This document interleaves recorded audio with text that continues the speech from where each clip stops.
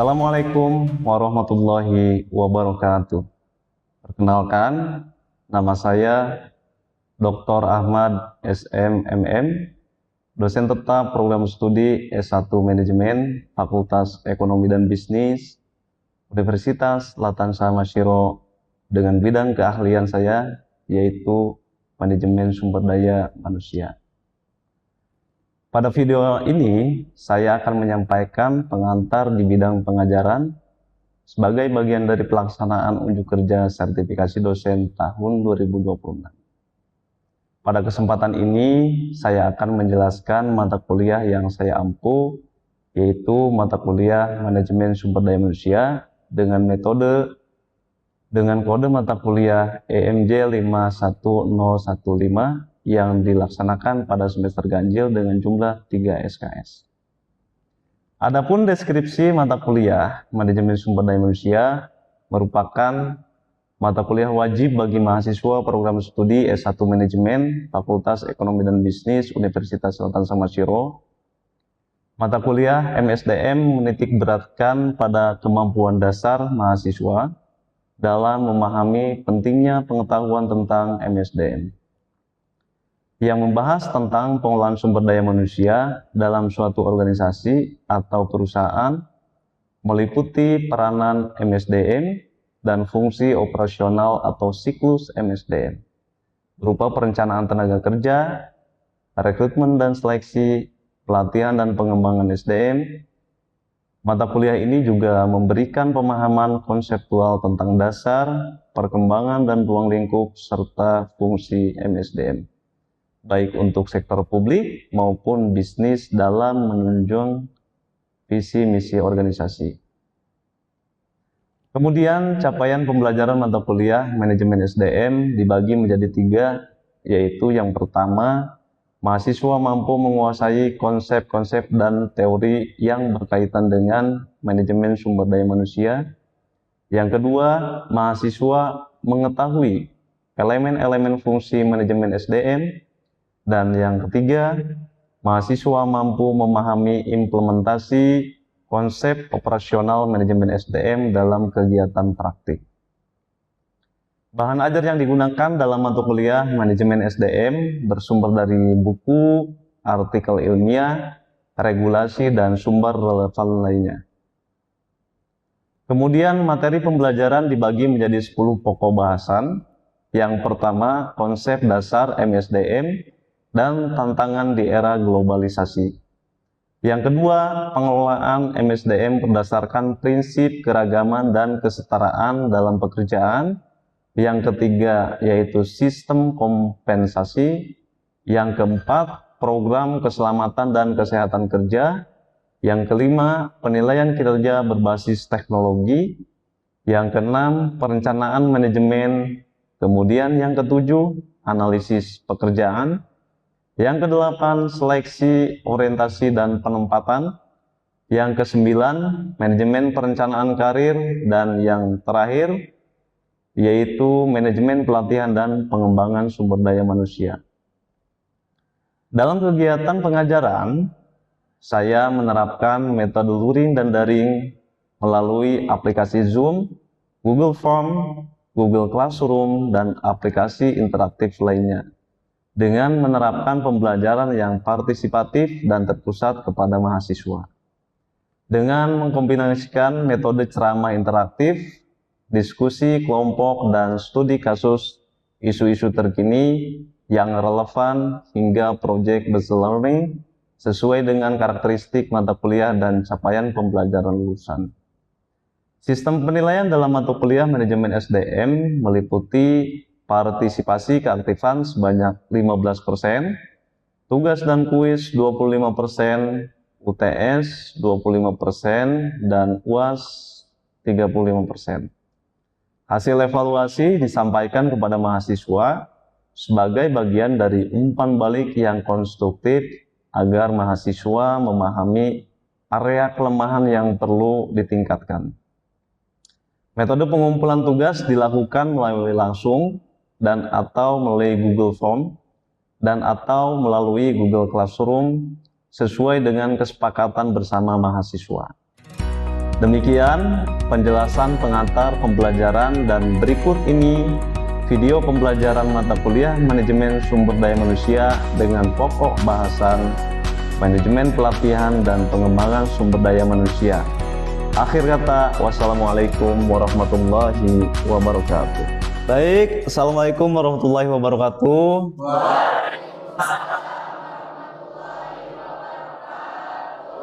Apa kabar semuanya? Wow, luar biasa. Semangat pagi ini membakar semangat kita meraih masa depan. Oke, kemarin ada yang sakit ya? Aswinda, apakah hari ini sudah pulih? Alhamdulillah. Kemudian Doni kemarin sempat sakit. Iya, bagaimana kondisi kamu hari ini? Alhamdulillah. Sudah siap menerima materi ya? Ya, kita kembali lagi menganalisis tentang Human Resource Management. Namun sebelum kita masuk ke materi, alangkah lebih baiknya kita mulai kegiatan hari ini dengan berdoa ya, agar kebermanfaatan dan keberkahan ilmu untuk kita dan masa depan Indonesia menjadi lebih baik. Doa yang akan dipimpin oleh sahabat kita, sahabat Habib. Silahkan sahabat Habib. Marilah kita awali perkuliahan kita pada pagi hari ini dengan berdoa menurut agama dan kepercayaan masing-masing. Berdoa dimulai.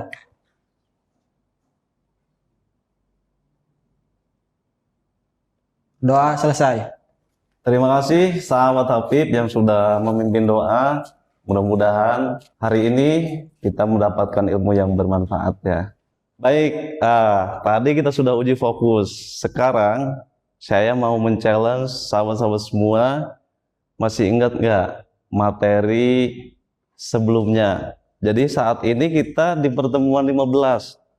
Nah, sebentar lagi kita menghadapi UAS. Saya mau challenge teman-teman, materi sebelumnya apa? Oh, silakan Puput. Tahapan merancang karir perspektif karyawan. Yang pertama itu mengenali diri, yang kedua ini menentukan arah tujuan karir, yang ketiga ini menganalisis peluang karir, yang keempat yaitu menyusun rencana pengembangan diri, yang kelima melaksanakan rencana karir, yang keenam atau terakhir itu evaluasi dan penyelesaian karir. Oke, berarti ada 6 perspektif. Perspektif karyawan. Karyawan. Iya, Oke, kita tahapan. kasih apresiasi dulu ya. Luar biasa. Kalau penguasaan materinya luar biasa, saya makin semangat nih ngajar di kelas ini ya. Terima kasih Oke. Bapak. Terima kasih Puput. Selanjutnya ada lagi? Ya, silahkan Billy. Jadi kemarin itu kita membahas tentang tahapan merancang perspektif organisasi, Pak. Jadi di sini itu ada 6. Yang pertama, identifikasi kebutuhan SDM. Yang kedua, pemetaan kompetensi karyawan. Yang ketiga, menyusun jalur karir. Yang keempat, menyusun program pengembangan karir. Yang kelima, implementasi pengembangan karir. Yang terakhir yaitu ada evaluasi dan monitoring karir. Ada 6 ya? Iya, Pak. Ada 6 perspektif organisasi. Iya. Tepuk tangan dulu dong. Luar biasa. Manajemen pelatihan dan pengembangan sumber daya manusia. Materi ini kita kaji, kita diskusikan berdasarkan referensi, baik yang bersumber dari buku, dari artikel, baik artikel nasional maupun internasional yang bereputasi, serta isu-isu terkini. Kita bisa lihat di media, sekarang ini banyak sekali akses yang bisa kita lihat, kita analisis. Ini adalah konsep dasar pengembangan karir ya, yang dikutip dari berbagai ahli, di mana pengembangan karir ini adalah proses sistematis untuk meningkatkan kemampuan, pengalaman, dan kompetensi karyawan. Untuk apa? Guna mencapai tujuan individu sekaligus mendukung visi organisasi yang berkelanjutan. Perlu kita ingat ada 3 kunci yang perlu kita garis bawahi, yaitu kemampuan, kemudian pengalaman, kemudian kompetensi. Contoh teknisnya seperti apa sih Pak? Contoh, kita ambil peran staf administrasi.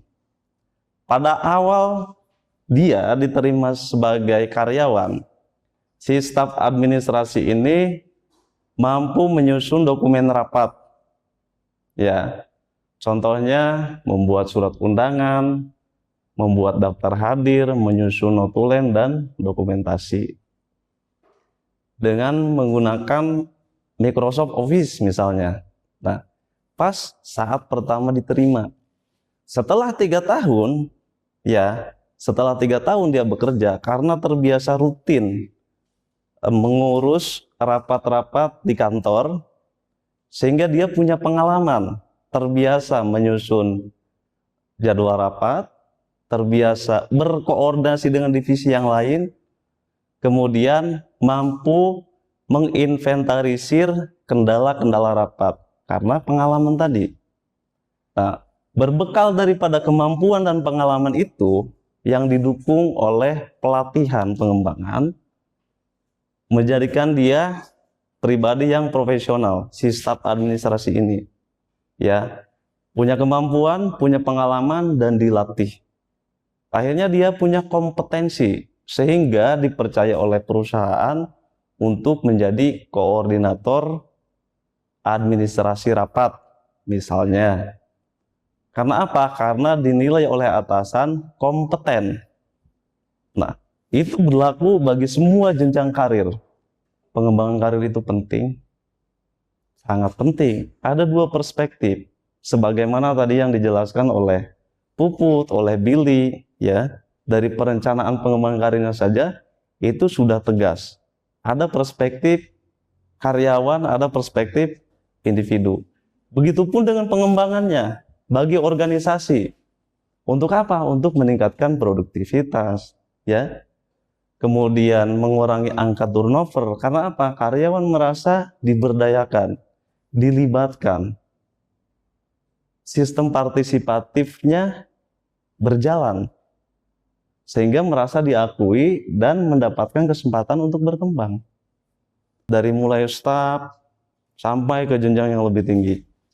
Nah, bagi karyawan sendiri, ya, manfaat strategisnya adalah memperoleh kesempatan belajar yang dikembangkan oleh perusahaan itu sendiri. Ya, jadi nggak perlu bayar, yang penting siap dan karyawannya bersemangat.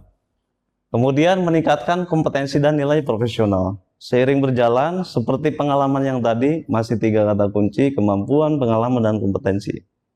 Ya, kompetensi yang didukung oleh pengalaman dan kemampuan akan membentuk kompetensi yang konsisten, sehingga menjadikan dirinya itu profesional. Kemudian memiliki jenjang karir yang jelas, ya, susunannya jelas jenjang karirnya. Staf, kemudian supervisor, manajer, general manager, sampai dengan direktur. Nah, isu terkini, tantangan karir di era modern. Ini ada beberapa. Ada skill gap, ya, di mana kesenjangan antara kompetensi yang dimiliki oleh calon karyawan atau bahkan oleh karyawan tidak sesuai dengan harapan organisasi atau tidak sesuai dengan kebutuhan industri. Ini ada model Raymondu, 5 tahapan pelatihan yang efektif. Ada training needs assessment. Kita ambil peran yang tadi lagi, yang staf administrasi. Atasannya, HR-nya menemukan bahwa seorang staf administrasi di salah satu perusahaan PT XYZ.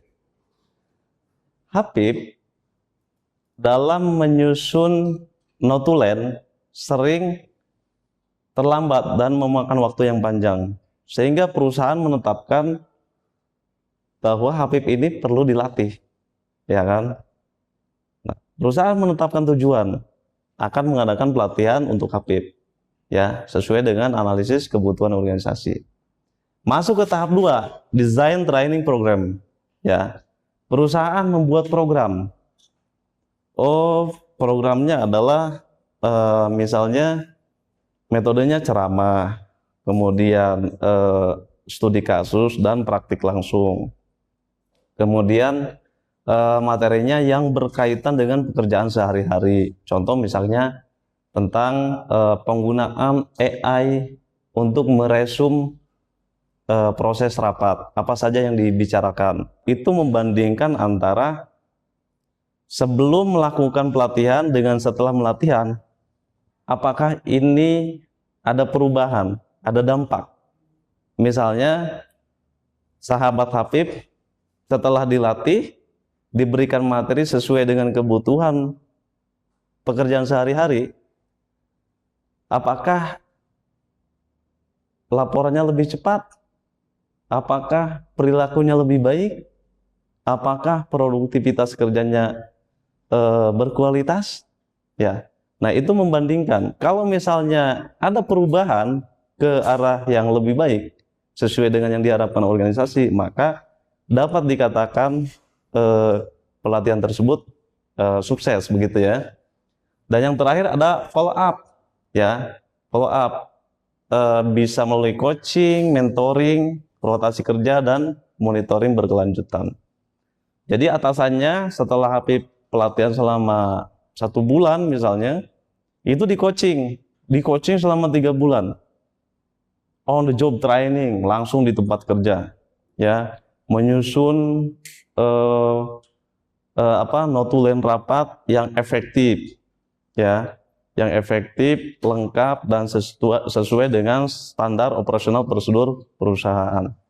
Nah, karena setelah di follow up Habib memiliki perilaku yang sesuai, memiliki kinerja yang sesuai, maka dapat dikatakan kompeten atau dinilai kompeten, sehingga Habib dipercaya menjadi koordinator administrasi rapat, mewakili semua lintas divisi. Ada yang mau bertanya atau mau diskusi? Saya, Pak. Oke, silakan Irma. Baik, Bapak izin bertanya. Bahwasanya pada saat ini tuh banyak banget perusahaan yang mengeluarkan investasi biaya besar untuk pelatihan karyawan, tetapi evaluasi tersebut hanya melalui kuesioner kepuasan peserta atau termasuk level 1 reaction. Nah, bagaimana cara perusahaan mengukur bahwa pelatihan tersebut sangat efektif untuk merubah perilaku karyawan, behavior, dan memberikan dampak nyata untuk kinerja organisasi atau reaction, terutama pada pelatihan soft skill seperti kepemimpinan, komunikasi, atau kerjasama tim. Oke, pertanyaan Irma sangat bagus sekali ya, menggambarkan analisis yang sangat mendalam. Banyak perusahaan betul yang berhenti mengevaluasi di level 1 ya, di reaction-nya. Supervisor yang mengikuti pelatihan kepemimpinan, ya, training leadership. Apakah kita masuk ke level 2, apakah dia memiliki kompetensi dan pengetahuan yang meningkat? Dilihat dari mana? Secara praktik bisa kita lihat, dia bisa membagi tugas atau mendelegasikan tugas atau tidak. Nah, ini bisa nih di coaching oleh atasannya, oleh manajer atau GM misalnya, ya, untuk menentukan dan mengetahui apakah program yang dilaksanakan itu berhasil atau tidak. Kemudian apakah si supervisor ini bisa memimpin satu proyek yang dipercayakan oleh perusahaan. Cara penilaiannya bagaimana di level 2 dan 3 ini? Cara penilaiannya bisa 360 derajat. Teman-teman masih ingat penilaian 360 derajat? Penilaian yang didasarkan oleh rekan sejawat, oleh bawahan, dan oleh atasan. Ya. Bisa juga membandingkan dalam 1 triwulan atau misalnya dalam 2 triwulan atau 1 semester, membandingkan antara kinerja sebelum dilatih dengan kinerja setelah dilatih. Apakah ada perubahan? Yang menonjol di level 4 ya tentang result. Produktivitas kerjanya meningkat atau tidak? Disiplinnya meningkat atau tidak? Kemudian kesalahan pengerjaan tugas menurun atau tidak? Harusnya menurun kalau sudah dilatih. Tidak meningkat, karena kalau meningkat berarti belum sukses tuh pelatihan. Nah, itulah ukuran-ukuran yang bisa diterapkan oleh perusahaan. Sehingga jelas, terukur, dan sistematis. Irma, Iya, Pak. bagaimana Irma? Iya, Pak, cukup jelas. Cukup jelas ya, oke. Apresiasi dulu dong buat Irma. Seperti biasa, kita buat kelompok kecil. Kita bagi kelas ini ke dalam 4 kelompok deh. 4 kelompok, masing-masing kelompok akan mendiskusikan isu-isu terkini dengan analisis yang mendalam, dan hasil diskusinya dipresentasikan oleh perwakilan masing-masing kelompok ya. Oke, luar biasa. Tadi saya perhatikan, wah, diskusinya sangat mendalam sekali ya. Oke, coba kita dengarkan pemaparan dari kelompok 1 nih. Ya kan, seru nih tadi diskusinya. Ya, Pak. Kelompok 1 sudah siap? Siapa yang mau mewakili? Saya, Pak. Oh ya, silahkan sahabat Apip. Jadi kelompok 1 berpendapat bahwa AI ini akan meningkatkan kualitas pelatihan. Nah, tetapi tidak menggantikan peran pelatih maupun interaksi manusia. Nah, AI justru mengubah peran pelatih menjadi coach, mentor, fasilitator, dan pembentuk karakter. Nah, sehingga masa depan pelatihan adalah kolaborasi human plus AI, bukan human versus AI, Pak. Terus, namun AI belum mampu menggantikan peran manusia dalam membangun kepemimpinan dan komunikasi, empati, kerjasama, dan budaya organisasi, karena aspek-aspek tersebut membutuhkan pengalaman serta interaksi antar manusia. Nah, sebagai contoh, perusahaan seperti IBM dan Microsoft telah memanfaatkan AI untuk memetakan kesenjangan kompetensi dan memberikan rekomendasi pembelajaran. Pelatihan kepemimpinan, coaching, dan mentoring tetap dilakukan oleh manusia karena memerlukan empati dan pengalaman yang tidak dimiliki oleh AI. Terus pada kesimpulannya dari diskusi kelompok kami adalah AI bukan ancaman bagi pelatih, melainkan alat yang meningkatkan efektivitas pelatihan. Nah, AI unggul dalam pengembangan pengetahuan dan keterampilan teknis, sedangkan manusia tetap berperan penting dalam membentuk karakter, kepemimpinan, kreativitas, dan nilai-nilai organisasi. Keunggulan perusahaan di masa depan ditentukan oleh kemampuannya mengintegrasikan kecerdasan buatan dengan kecerdasan manusia dalam pengembangan karyawan. Mungkin itu dari kelompok diskusi dari kelompok 1, Pak. Oke, silakan sahabat Endang. Kelompok kami berpendapat di sini perusahaan tetap layak menginvestasikan biaya besar untuk pelatihan pengembangan karir. Tentunya banyak resiko yang karyawan berpindah ke perusahaan lain, tetapi tujuan utama itu bukan setelah pelatihan ini karyawan pindah ataupun berpindah ke perusahaan lain. Tentunya risiko terbesar itu tetap mengutamakan karyawan, tetapi karyawan tersebut tidak mempunyai skill, Pak. Yang dipertahankan perusahaan itu karyawan yang tidak mempunyai skill, tetapi di sini tentunya bertransformasi digital menyebabkan keterampilan cepat gitu, Kak, dari tadinya manual bergeser ke dunia digital. Terus di sini ada kompetensi yang relevan hari ini bisa menjadi usaha dalam beberapa tahun ke depan. Kesimpulan dari kelompok kita, perusahaan tidak berinvestasi dalam pelatihan yang pengembangan karir, risiko kehilangan karyawan yang memang ada. Nah, tadi kan kita ambil kesimpulannya itu jangan takut perusahaan ini dengan karyawan yang kalau udah diberikan pelatihan terus keluar gitu. Nah, resiko itu tentunya ada, Pak. Tapi yang lebih beresiko mempertahankan pegawai yang tidak mempunyai kompetensi. Nah, itu yang berkhawatir kepada perusahaan, beresiko. Resikonya ya. Ya, resikonya itu. Mungkin ya itu kesimpulan dari kelompok kita. Terima kasih. Oke, kita kasih apresiasi dulu. Oke, silahkan kelompok 3. Baik. Makanya seru nih. Silahkan, siapa yang mau mewakili? Putri, Pak. Oke, silahkan. Jadi kelompok Putri itu berpendapat bahwa promosi jabatan yang paling adil dan efektif itu bukan hanya berdasarkan senioritas atau hanya berdasarkan kompetensi, tetapi menggunakan sistem merit atau merit system yang dimana mengombinasikan kompetensi, potensi, kinerja secara pengalaman secara profesional. Namun jika kompetensi menjadi satu-satunya dasar, perusahaan dapat mengabaikan pengalaman praktis, loyalitas, dan pengalaman terhadap budaya organisasi tersebut. Selain itu, penilaian kompetensi juga berpotensi menjadi subjektif apabila tidak menggunakan indikator yang sangat jelas. Dan oleh karena itu, kelompok kami ini mengusulkan sistem merit ini sebagai solusi yang paling relevan dalam sistem tersebut.